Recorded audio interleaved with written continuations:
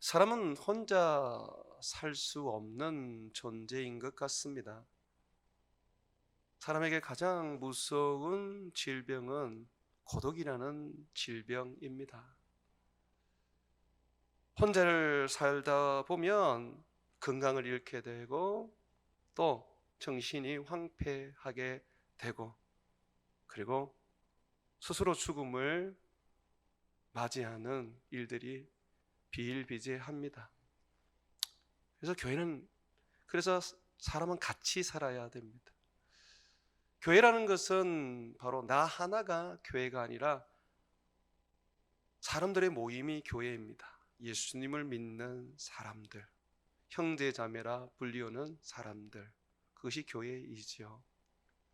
자, 이렇게 사람들이 함께 살아갈 때 또한 우리가 소망하는 게 있습니다. 뭐냐면 사람을 살리는 일입니다. 사람을 고치는 일입니다. 교회가 교회된 것은 결국 교회 안에서 지치고 낭망하고 병들고 좌절한 사람을 다시 일으켜 세워 고치는 것입니다. 저희 교회의 기도의 제목, 비전 중에 하나가 다시 일으켜 세우는 교회, 다시 사람을 살리는 교회 아닙니까? 자, 이런 일들을 우리가 참 소망하는데 잘 되지 않을 때가 있습니다. 누군가 그런 얘기를 하더라고요. 상처만 안 줘도 좋을 것 같아. 교회에 나가서 시험만 안 들어도 좋을 것 같아. 교회는 사람을 살리는 곳이 되어야 하는데 그리스도인들은 사람을 고치는 자가 되어야 하는데 그걸 못하고 상처를 주고 또 아픔을 줘서 다시 어두움으로 들어가게 만드는 일들을 할 때가 있습니다. 주님은 그런 사람은 차라리 연자맷돌을 목에 달고 바다에 빠져 버리는 것이 나을 정도다라고 그렇게 주님은 말씀하셨습니다. 오늘 성경 말씀에도 보면 여러분 우리는 어떤 존재라고 말하고 있습니까? 9절에 한번 보십시오. 너희는 택하신 족속이요 왕같은 제사장들이요 거룩한 나라요 그의 소유된 백성이니 라고 말합니다. 정말 영광스러운 존재들이죠. 그런데 왜 이렇게 우리를 영광스럽게 만들었습니까? 오늘 말씀을 계속해서 보면 이는 너희를 어두운 데서 불러내어 그의 귀한 빛에 들어가게 하신 이의 아름다운 덕을 선포하게 하려 하심이라. 우리를 구원하신 사랑의 하나님, 우리를 살려주신 구원의 하나님, 그분을 세상 사람들에게 보여주고 세상 사람들에게 알려주기 위해서 우리를 왕같은 제사장, 그의 소유된 백성으로 삼았다고 합니다. 우리가 하나님을 보여줄 때, 우리가 하나님을 알려줄 때 놀랍게도 사람들은 살아납니다. 사람들은 다시 일어서게 됩니다. 우리가 사람들을 살리지 못하는 이유가 바로 하나님을 보여주지 않기 때문이죠. 하나님이 아니라 나의 죄악된 모습, 성숙하지 못한 육의 모습, 아픈 상처로 골마 터져 있는 그 모습을 그대로 보여주고 그것을 선포하기 때문에 결국 사람을 살리지 못하는 것이죠. 주님은 우리들이 왕같은 제사장, 거룩한 나라로서 살아가기를 원합니다. 오늘 말씀도 한번 보십시오. 5절 보게 되면 너희가 산돌같이 신령한 집으로 세워지고 이 신령한 집은 성전을 말합니다. 하나님이 거하시는 집입니다. 하나님 나라가 되는 거죠. 하나님의 집이 되는 것이죠.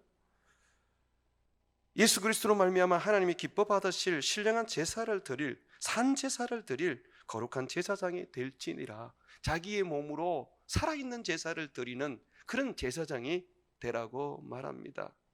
자기의 몸으로 살아있는 제사를 드릴 수 있는 제사장이 되면 사람을 살립니다. 사람을 고치게 되는 것이죠.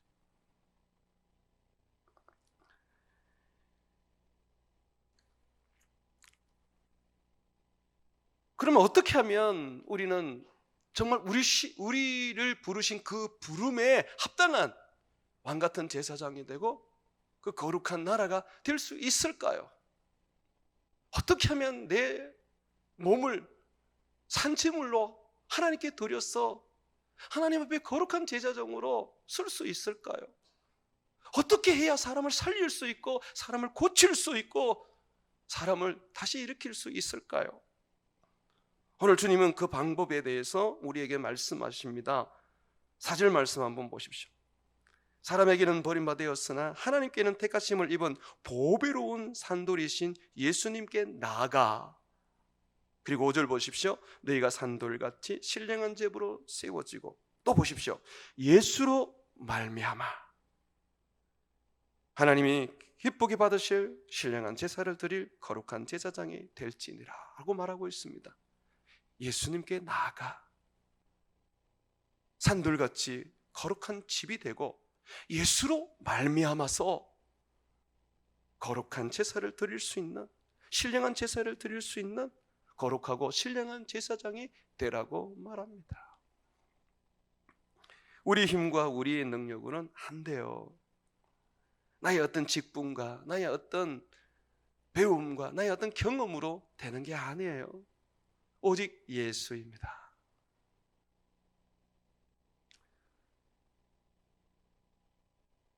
예수님은 살아있는 돌입니다. 여기서 돌을 말할 때는, 보배롭고 살아있는 돌을 말할 때는 바위를 말합니다. 큰 바위를 말하죠. 집을 지을 때에 모퉁이에 놓고 기초로 삼는 모퉁이 돌을 말합니다. 그런데 이 돌이 살아있다고 말합니다. 성경에 살아있는 돌이 있나요? 있습니다. 모세 시대에 이스라엘 백성들이 400년 동안 이집트에서 종살이 하다가 거기에서 해방을 맞이하고 광야로 들어가 40년을 살게 되었습니다. 여러분, 광야는 단 1년도 살기 어려운 곳입니다. 왜냐하면 먹을 것도 없지만 궁극적으로 물이 없습니다. 물이. 우리 인간은 70%가 물로 구성되어 있다 그러죠. 어떤 분은 90%라고도 말하는데 어쨌든 우리는 거의 물로 구성된 사람입니다. 물을 안 먹으면 죽어요. 금식을 해도 물을 먹으면 40일을 견딜 수가 있습니다. 그런데 물을 안 먹으면 3일이 지나면 그냥 타서 막 죽을 것 같아요. 그런데 주님께서 이 광야에서 40년을 이스라엘 백성들을 살게 하셨는데 주님이 반석에서 물이 쏟아져 나오도록 하셨습니다. 우리가 한 번씩 이렇게 산에 가거나 또는 어디 관광지 같은 데 가면 이 돌 같은 데서 이 물이 나오는 것을 보지 않습니까? 근데 그거는 정말 돌에서 물이 나오는 게 아닙니다. 돌 아래에 있는 땅에서 이 돌을 뚫고 이렇게 물이 나오는 것이죠. 그런데 예수님께서 광야에 돌에서 물을 나오게 하셨을 때는 바로 진짜 땅에서 나온 게 아니라 돌 그 자체에서 물이 나왔습니다. 주님은 그것을 비유라고 말씀하셨어요. 산돌이신 예수님을 통하여 우리에게 성령을 부어주시고 생수를 마시듯이 성령은 예수님으로부터 나오거든요. 은혜는 예수님으로부터 나옵니다. 예수님으로부터 은혜가 나와서 우리가 그 은혜를 받고 사는 것이죠. 사람이 물이 없으면 뭘 살듯이 영혼은 하나님의 은혜 없이는 못 삽니다. 성령이 없이는 못 삽니다. 성령이 있어야 산단 말이죠. 은혜가 있어야 산단 말이죠. 그런데 이 성령과 은혜는 땅에서 나오는 물과 같지 않습니다. 세상에서 나올 수 있는 것이 아닙니다. 오직 그 근원은 예수님에게서 나옵니다. 하나님에게서 나옵니다. 그래서 예수님을 일컬어서 산돌이라고 말하는죠. 리빙스톤, 살아있는 돌. 견고하고 변함이 없고 한결같으신 바위 같은 예수님. 그가 항상 우리에게, 이스라엘 백성들에게 생수를 내어주신 것처럼 우리에게 은혜를 주시고 우리에게 성령을 주시는 거죠. 그래서 우리가 은혜를 입고 성령을 입어 살게 되면 왕같은 제사장답게 살아갈 수 있습니다. 자신을 들여 살아있는 제물로서 하나님께 바칠 수 있는 제사장이 될 수가 있는 것이죠. 그래서 오늘 우리 주님께서는 우리에게 말하고 있습니다. 산돌이신 예수님께 나와라. 예수로 말미암아 신령한 제사를 드릴 제사장이 되라. 주님은 우리에게 그런 인생을 요구하고 있습니다. 예수님과 같은 인생 말입니다. 오늘 성경 한번 보십시오. 5절에 보게 되면 너희도 산돌같이 신령한 집으로 세워지고, 이 산돌이 누구라 그랬어요? 예수님이라 그랬잖아요. 그런데 우리도 예수님 같은 산돌이 되라고 말합니다. 참 놀랍지 않습니까? 그 예수님은 제자를 만드실 때, 제자를 삼아서 그들을 훈련시킬 때 주님의 목적은 자기를 닮은 사람 만드시는 거였어요. 자기가 사람을 살리듯이 제자들이 사람을 살리고, 자기가 하나님의 은혜와 능력으로 성령으로 살듯이 제자들도 하나님의 은혜와 능력과 성령으로 살도록 하신 것이죠. 주님이 온유하고 겸손한 것처럼 우리도 온유하고 겸손하기를 원하셨습니다. 산돌 같은 신령한 집이 되는 것을 주님이 목표로 삼고 우리를 위하여 십자가에서 죽으셨단 말입니다.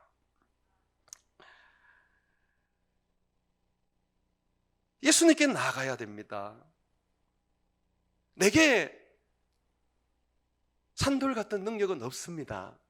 잊지 마십시오.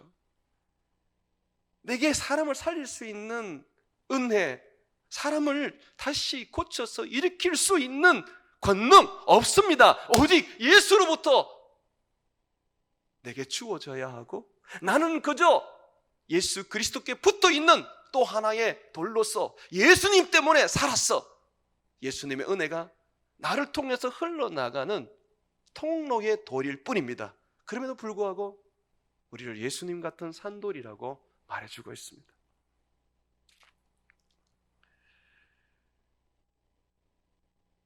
어떤 분이 마음에 너무 두려움과 염려가 있어서 이거를 해결해 보려고 노력을 하셨습니다.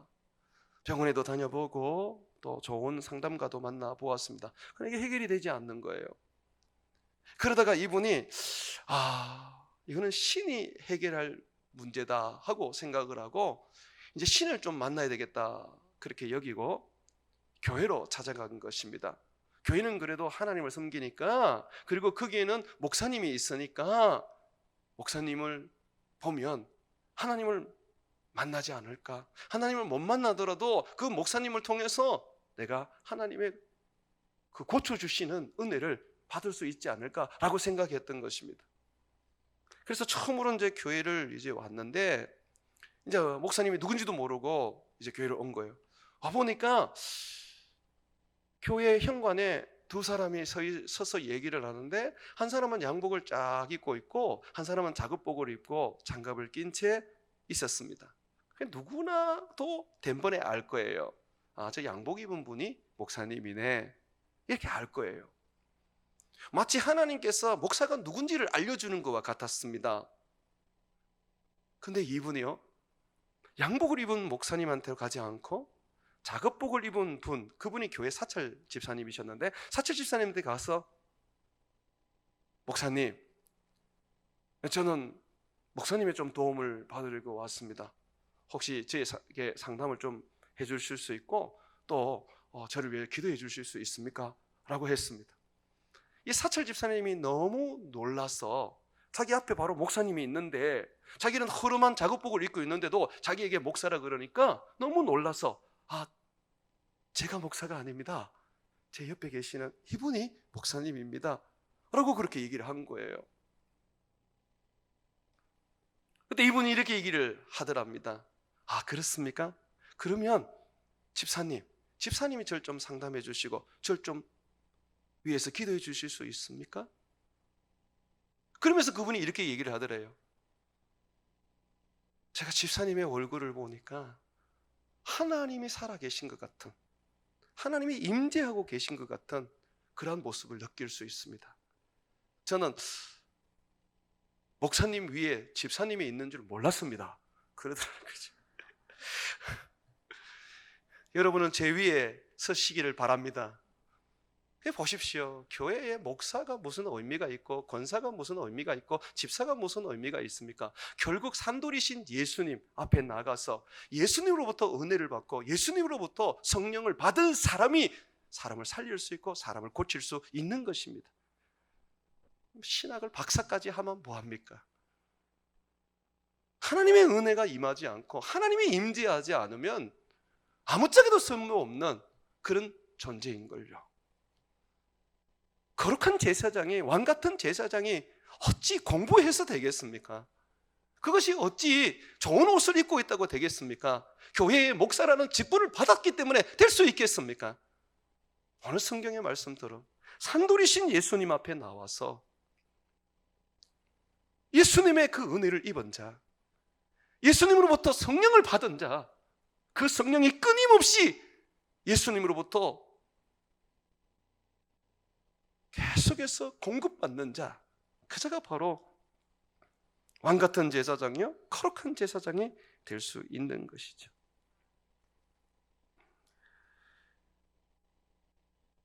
어느 한 분이 어느 목사님을 찾아오셨어요. 이분은 이제 예수님을 믿은 지 얼마 되지 않았지만 신앙이 너무 분명해서 세례도 받고 집사도 되신 분이십니다. 아내는 권사로서 오랫동안 신앙생활을 했던 분이고 아내로 인해서 이제 예수님을 믿게 된 것이죠. 이분이 목사님께 와서 목사님, 내가 아무리 생각해도 저는 예수님 믿는 게 거짓말이 아닌 것 같은데, 그리고 저는 제가 집사로서의 그 직분을 받았을 때 참 감격스러웠고, 그리고 내가 이 일에 충성을 다해야 된다는 생각을 늘 합니다. 근데 제가 아내한테 왜 바뀌지 않느냐고, 왜 당신 성질은 옛날하고 똑같이 버럭버럭거리면서 바뀌지 않느냐고 라는 말을 들었습니다.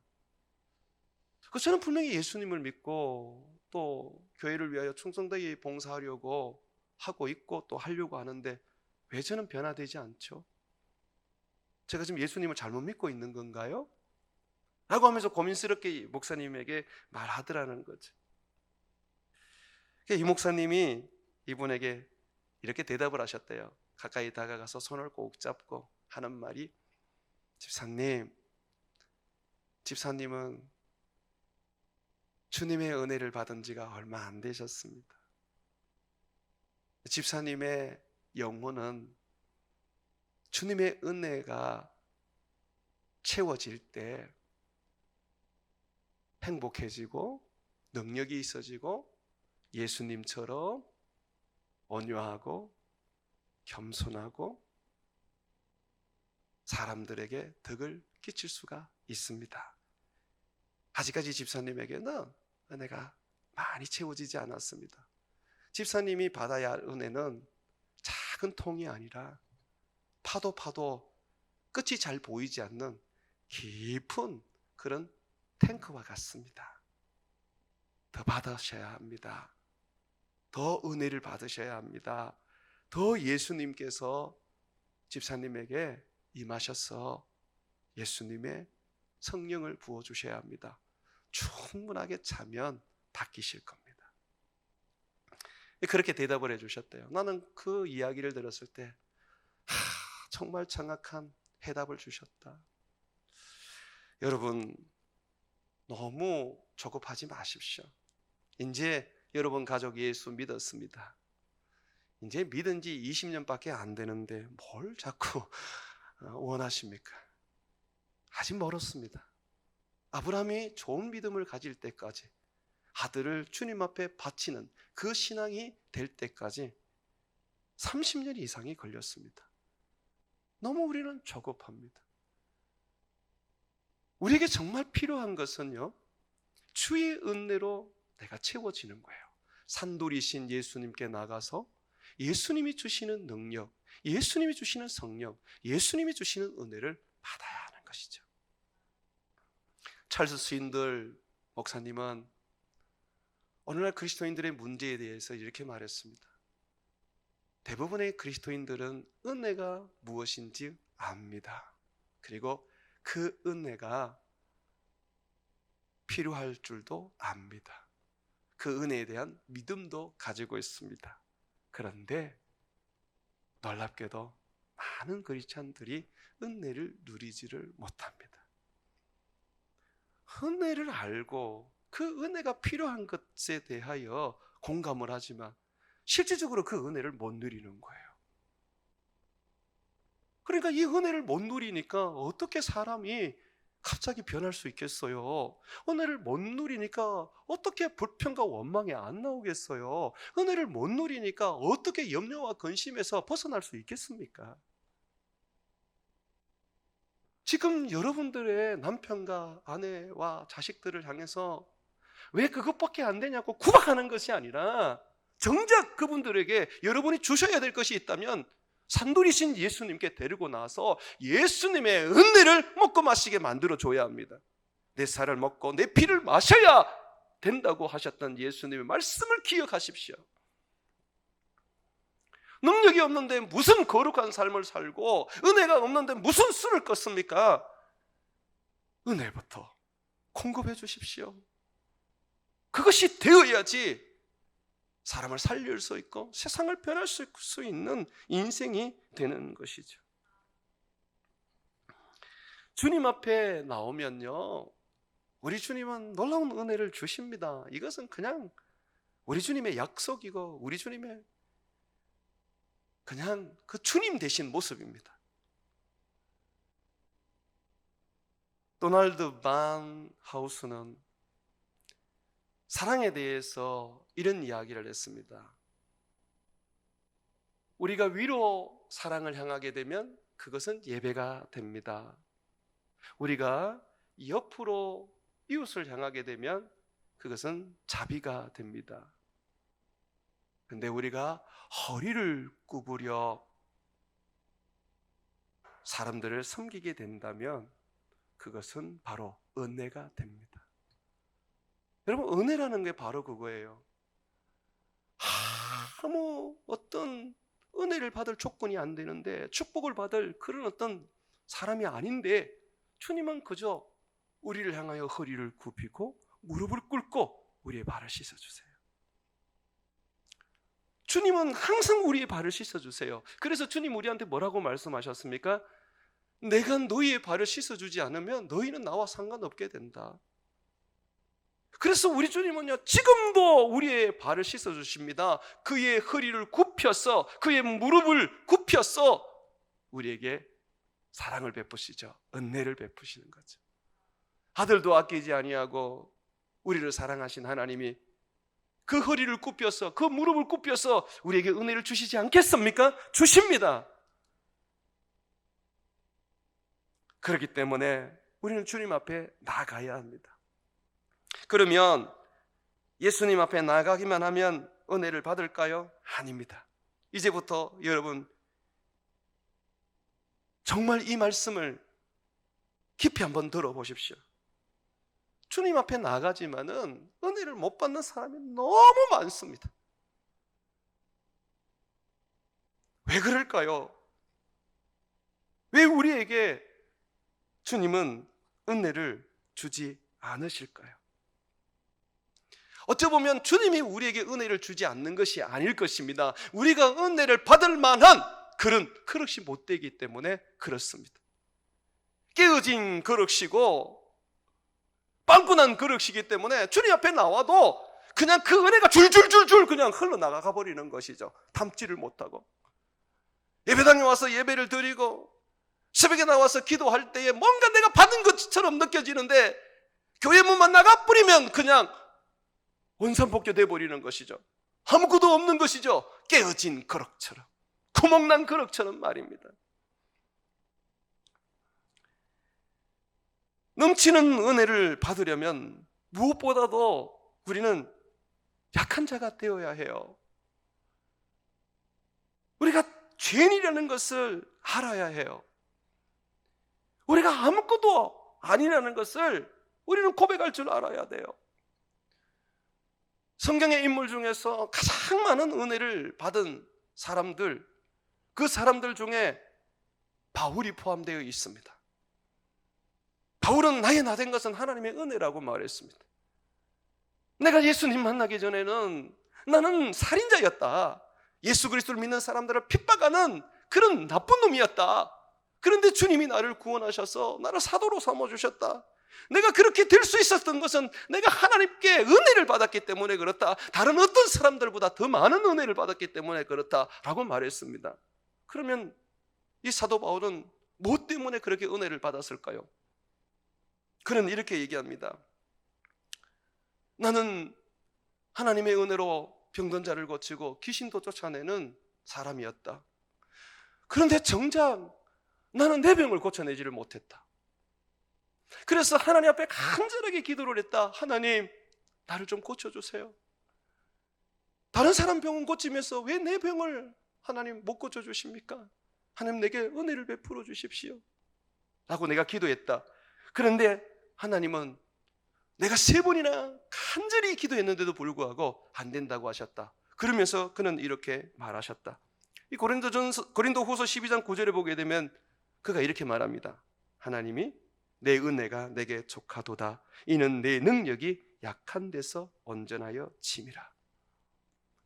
바울이 어떤 병에 걸렸는지 모르겠어요. 학자들은 간질이라고도 말합니다. 설교하다가 간질이 일어나 버리면 막 그 자리에서 그냥 거품 흘리고 들어눕게 되는 것이죠. 얼마나 이 사람이 그게 고통스러웠겠어요. 자기 병보다 사람들이 자기를 보는 그 시선이 너무 고통스러웠을 거예요. 근데 주님께서 말씀하십니다. 약한 네가 나는 필요해. 약한 데에서 내 능력이 온전해지기 때문이에요. 내가 약하면, 내가 더 부족하고, 내가 더 형편없게 되면 결국은 더 많은 은혜가 필요하다는 것을 말하는 것입니다. 그래서 은혜가 더 부어지고 더 넘치게 역사하는 것이죠. 사랑하는 여러분, 우리가 예수님 앞에 나올 때 보면 조금 착각하는 경향이 있어요. 뭐가 좀 건강해지고 뭐가 좀 좋아지고 뭔가 좀 내세울 게 있을 때 예수님 앞에 나오려고 합니다. 제가 예배를 잘 못 드리는 성도들에게 전화를 해서 주님 앞에 나오라고 권면을 하면, 목사님 제가 조금 회복되거든요, 목사님 내가 조금 좋아지거든요, 지금 이 모습으로는 안 됩니다 라고 하거든요. 근데 조금 회복되어서 나오면 은혜 못 받습니다. 망쳐진 모습 그대로, 얼룩진 모습 그대로, 찢어진 모습 그대로 주님 앞에 나오는 것입니다. 내 약한 모습 그대로 주님 앞에 나왔을 때에 우리 주님께서 그의 은혜를 부어주시는 것이죠. 두 번째로, 넘치는 은혜를 받으려면요, 자기 지식, 자기 경험, 자기 능력을 좀 버려야 됩니다. 세상을 살아갈 때는 자기 지식, 자기 경험, 자기 능력으로 사십시오. 그러나 주님 앞에 나와서 주님을 섬길 때, 교회를 섬길 때는 제발 자기 지식과 자기 경험과 자기 능력을 버려야 합니다. 이것이 여러분에게 남아있으면 예수는 없고 내가 있게 됩니다. 내가 있는데 무슨 은혜가 임해요? 내 힘으로 하면 되지, 내 지식으로 하면 되지, 내 경험으로 하면 되지, 뭔 성령이 필요해요? 필요 없지요. 로마서 10장 2절과 3절에 보게 되면 바울이 이스라엘 백성들이 예수님을 믿지 못하고 예수님을 배척한 그 이유를 말해주고 있습니다. 이들이 예수님이 필요 없다고 생각을 했어요. 왜 그들이 예수님이 필요 없다고 생각했느냐 하면, 그들은 이런 상태였습니다. 내가 증언하노니, 바울이 지금 증언합니다. 그들이 하나님께 열심은 있으나, 자, 하나님께는 열심이 있어요. 그러나 올바른 지식을 따른 것이 아니니라. 그러면 뭘 따른 것이에요? 자기 지식, 자기 경험을 따르는 것이죠. 하나님의 의는 모르고 자기 의를 세우려고 힘써 하나님의 의에 복종하지 아니하였느니라. 교회에서 가장 무섭고 위험한 것은 뭐냐 하면, 내 의를 세우려고, 내 자랑을 드러내려고, 내 열심만을 가지고, 내 경험과 내 지식을 가지고 섬기려고 하는 것입니다. 교회는요, 내가 죽어야 돼요. 목사님, 내가 뭔가를 해야 되지 않을까요? 아니요, 주님이 하십니다. 이게 안 되면 교회 할 필요가 없어요. 제가 이전에 부목사로 있을 때 이 방법 저 방법 써보니까 먹혀들더라고요. 그게 영적인 방법이 아니에요. 그게 성경적인 방법이 아니에요. 그런데도 되더라고요. 전 참 괴로웠습니다. 안 돼야 되잖아요. 영적인 곳이 교회인데, 하나님이 주관하는 것이 교회인데, 그럼 하나님 방법대로 돼야 되잖아요. 안 되더라고요. 그래서 제가 미국으로 갔습니다. 중단하고. 그러면서 저는 이곳에 와서 날마다 그런 실험을 합니다. 하나님, 내가 교회를 성장시킨 그 방법 제가 쓰지 않게 해주십시오. 하나님, 내가 가졌던 그 지식 쓰지 않게 해주십시오. 내가 박사학위를 받아도 하나님 그거 버리게 해주십시오. 오직 주님의 의만 드러나고 주님의 방법으로만 하게 해주십시오. 그래서 제가 우리 교인들이 어떤 문제가 있을 때는 그냥 아무 말 안 하고 새벽기도 40일 합시다 하고 그냥 기도해 갑니다. 어떻게 보면 내가 좀 도와주고 뭔가 다른 사람이 좀 도와주면 해결이 될 수가 있죠. 그러나 그것이 교회가 아닙니다. 교회는 하나님이 손대야지 되는 거예요. 우리 교회에서 이영 목사가 해야 될 일은 날마다 나를 쳐서 죽이는 것입니다. 베드로가 예수님을 따르다가 왜 부인하고 예수님을 놓치게 되었습니까? 그에게는 칼이 있었기 때문에 그렇습니다. 이 칼로 나는 예수님 지켜줄 수 있어. 나는 이 칼로 예수님을 위하여 살 수가 있어. 예수님과 함께 죽을 거야. 그의 열심은 대단했습니다. 충성심은 누구도 다룰 수가 없었습니다. 그가 차고 있는 그 칼이 결국은 예수님을 부인하게 만들었어요. 칼을 버리십시오. 우리 교회에 여러분이 갈고 있는 그 칼이 결국은 성도를 죽이고 여러분을 죽이게 될 것입니다. 여러분에게 필요한 것은 칼이 아니라 우리 주님이 보여준 것처럼 무릎 꿇고 기도하는 것입니다. 우리 주님 바라보는 거죠. 이 방법이 정말 무식한 방법 같고 이 방법이 아무것도 아닌 것 같은데 아닙니다. 이것이 바로 영적인 방법입니다. 하나님이 하십니다. 그리고 하나님이 해야 합니다. 우리는 하나님을 보여줘야 되지 않습니까? 오늘 성경의 9절 말씀에도 그렇게 말하지 않습니까? 너희는 왕같은 제사장, 그의 소유된 백성이다. 어두운 데서 불러내어 그의 귀한 빛에 들어가게 하신 아름다운 덕을 선포해야 된다. 그러면 우리가 하나님이 하신 그 놀라운 일들을 선포해야 되지 않습니까? 그런데 내가 다 해보는데 내 능력으로 하는데 뭘 선포하고 드러낸단 말입니까? 내 힘과 내 능력으로 될지라도 우리는 우리 주님께 매달려야 합니다. 그래서 주님 앞에 고백해야 합니다. 주님이 하셨습니다. 내가 아니라 주님이십니다. 나라의 but Christ. 나는 죽고 예수님이 내 안에 계십니다. 이것이 바로 내 삶을 산제물로 드리고 우리 주님이 기뻐하시는 제사를 지내는 거룩한 제사장의 모습입니다. 사랑하는 여러분, 예수님, 그가 오늘 이 땅에 오셨습니다. 그가 말합니다. 너희 힘으로 할 것 같으면, 너희 지식으로 할 것 같으면 내가 올 필요가 없었겠지? 너희가 아니라 나란다. 나를 주인으로 모셔라. 내가 너희 인생을 책임져 주마. 깨어지는 인생 내가 다시 새롭게 해줄 것이고, 망가져서 완전히 고물된 인생 내가 새롭게 창조하여서 사람들이 바라보며 부러워하는 인생 만들어주겠다. 나다. 네 인생의 변화와 네 삶의 새로운 역사를 일으키는 것은 나다라고 말씀하십니다. 사랑하는 여러분, 여러분이 아니라 예수님입니다. 그러므로 산노리신 예수님께 나아가 그분을 부여잡고 그분에게 성령과 은혜와 능력과 축복을 받음으로 그 힘으로 세상을 섬겨나가는 저와 여러분 되시기를 주의 이름으로 축원을 드립니다.